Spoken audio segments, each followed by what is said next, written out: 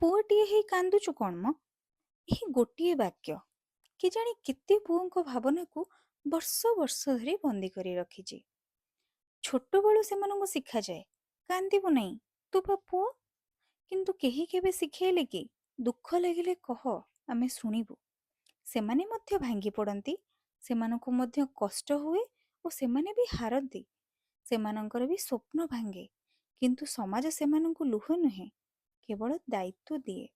ଘରର ଭାର, ପରିବାରର ଆଶା ଓ ନିଜ ସ୍ୱପ୍ନକୁ ଚାପି ଅନ୍ୟର ସ୍ୱପ୍ନ ପୂରଣ କରିବା, ସବୁ କିଛି ହସି ହସି ସହିବାକୁ କୁହାଯାଏ। କିନ୍ତୁ ମନେ ରଖ, କାନ୍ଦିବା ଦୁର୍ବଳତାର ଚିହ୍ନ ନୁହେଁ, ଏହା ପ୍ରମାଣ କରେ ଯେ ସେ ବି ମଣିଷ, ତାଙ୍କର ମଧ୍ୟ ହୃଦୟ ଅଛି, ଭାବନା ବି ଅଛି। ଯଦି ଆମେ ପୁଅମାନଙ୍କୁ କେବଳ ନିଜ ଭାବନା ପ୍ରକାଶ ନ କରି ଶକ୍ତ ହେବା ଶିଖେଇବା, ସେମାନେ ହସୁଥିବା ମୁହଁ ପଛରେ ନୀରବରେ ଭାଙ୍ଗି ପଡ଼ିବେ। କାରଣ ପୁରୁଷ ହେବା ପୂର୍ବରୁ ସେମାନେ ମଧ୍ୟ ମଣିଷ।